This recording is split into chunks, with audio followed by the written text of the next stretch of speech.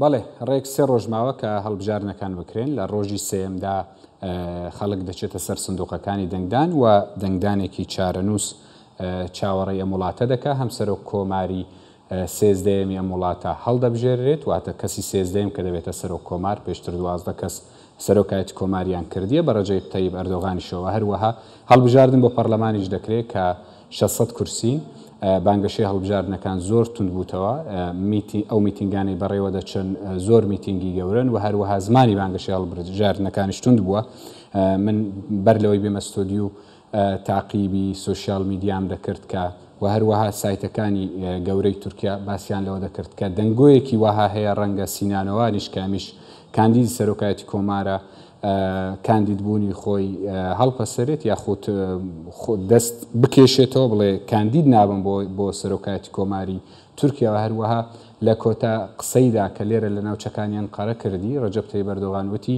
چێ ئەم ڤیدیۆی دروست کردووە هەروەها چێ بڵاوی کردەوە لەو یەک دوو ڕۆژەی داهاتوودا ئەوە نیشان دەدەین ڕەوشەکە ئەو هاتوون بووە من لە سەرم بابەتانە میوانێکم هەیە لە ستودیو پرۆفیسۆر دکتۆر بیلال سامبور هەم ئەکادمیسیەنە هەم پسپۆری پەیوەندی ناودەوڵەتیە لەگەڵی ما بەڕێز پرۆفیسۆر دکتۆر بیلال بەخێر بێ بە کوردستان بیسوشارێ دناوا خێرە دەبێت سەلامەت بی باژوێ دەست پێ بکەین بانگەشەیە هەڵبژارتنان گەلێک تند بووە دناوەوا ڕۆژیە داویەدا تو دبینیژی و بابەتێ محەرەمینجێ کەتناوە ڕۆژەوا تورکی و گەلێکی بەرفرە هەبوو یەکسەر لەسەر وێ سنرخاندناتە وەربگرم يعني محرم اینجا سری و iddiayavi zavmazın bu. Dugo az qadara ve seçime desteğimi diye az bikevim gara duade gerek ittifaka milat alikari bidemin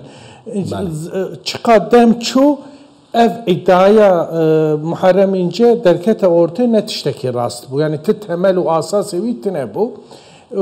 İro çıka ev anket çıka de netice van şanidi de Raye Muharrem İnce dısadi de ne de dobuşi. Jüve avayı usa ne aktöreki usa gelek mühim bu. Vici ve faam kir İnce İro go az ne namzetim. Bivê awayê di strateji er Kılıçdar ve divê de ne got ez ê alîkarî bidime Kılıçdaroğlu. Got wextê ev xeyb bikin bila nebêjin li ser Muharrem İnce me xeyb kiriye. Bivê awayê de er Kılıçdaroğlu bistîne ê bêje min wî da kazanç kirin.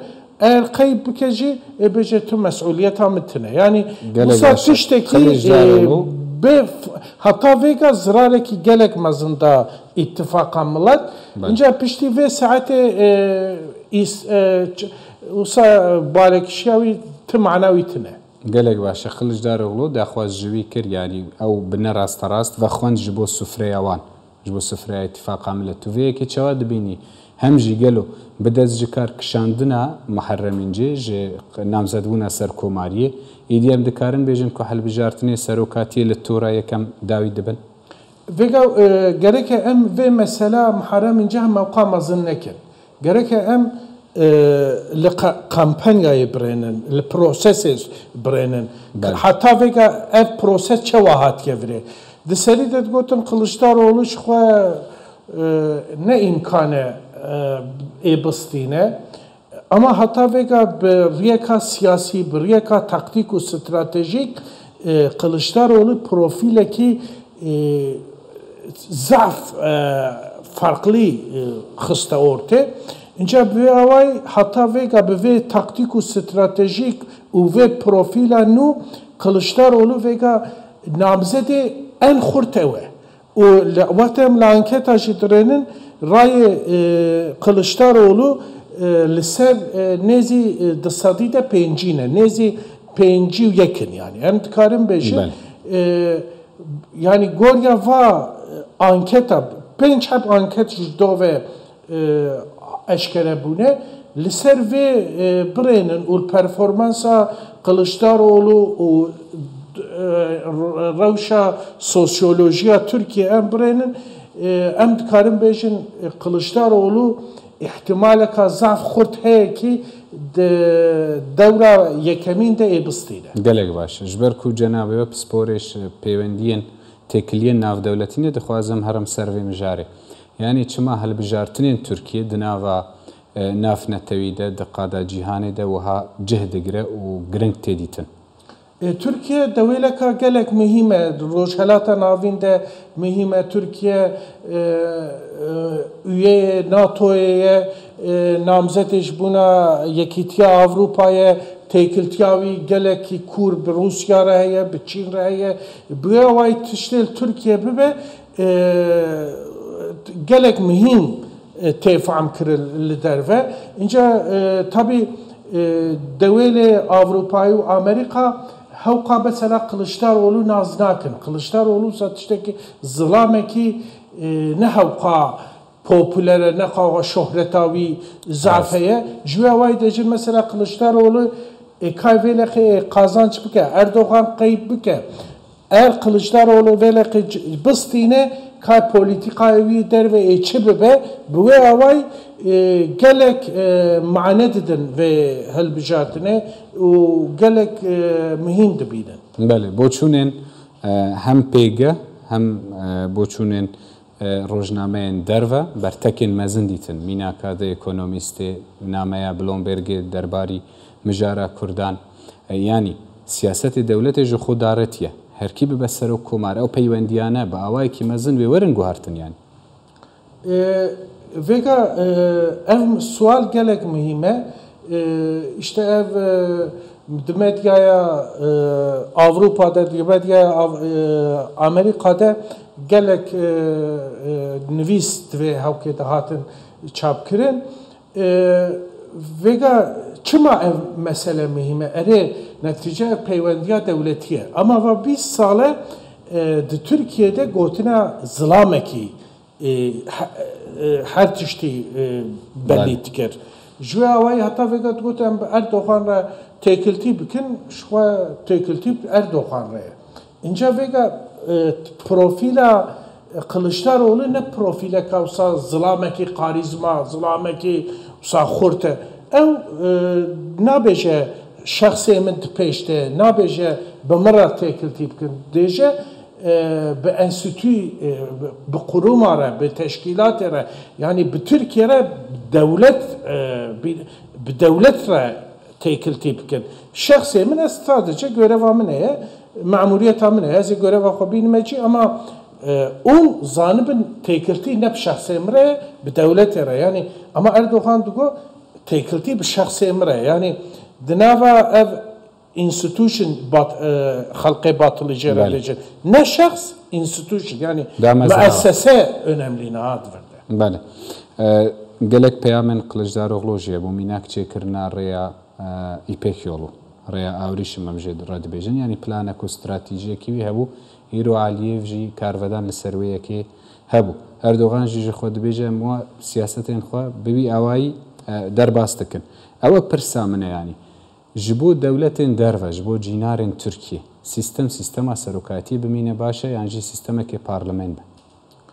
Vega tabii devlet derve mesela Rusya bireni, Çin bireni ev dixwazin duruma ev statuko baş be. Mesela Putin o Erdoğan bi hevra rûdirin mesela di nava xwe de hal dikin.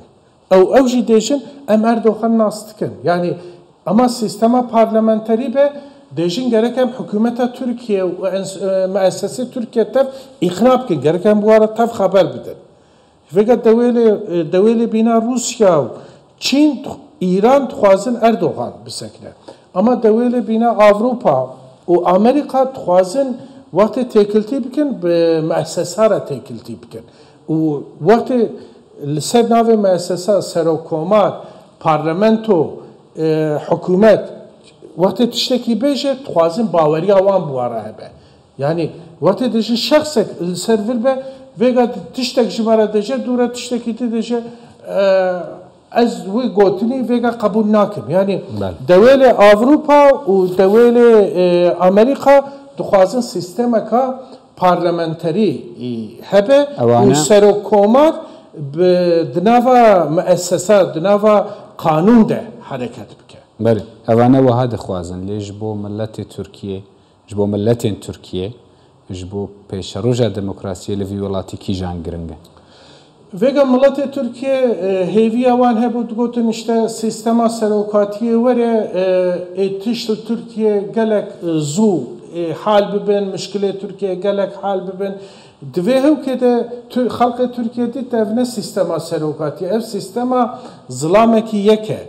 Yani hükümete ve serokê partiye ve meclis fonksiyona meclisê nemaye ji wê awayê xelk vêga de jê em dixwazin bila parlamento hebe, bila demokrasî hebe, partiyê dî jî bila biqewet bin, bila wisa gotina gelek aktora, gotina sivîl toplumê gereke were pêşkeşkirin. Ji wê awayî yani ev hilbijartin divê hewkê de wisa ne hilbijartina tenê ji bûna serokkomartiyê.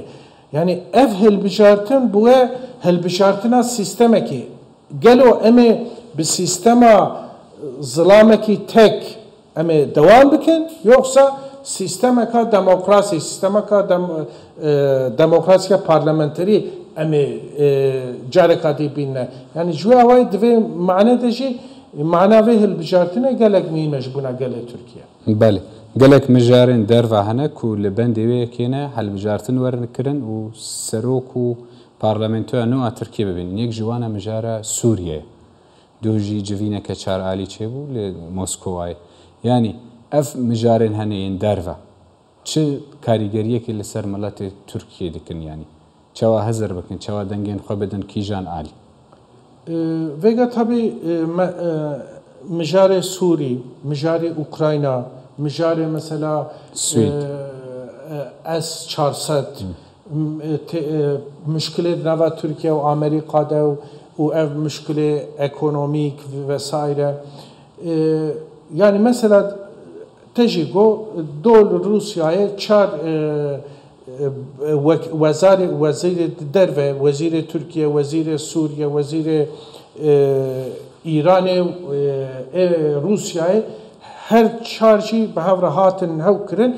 Ev di nava jenga herba Sûrî çêbûye ev têkiltiyeka ewil e. Yekemîn e di nava Tirkiye û Sûrî mesela ti etkî ev civînî ti etkî neda Tirkiye.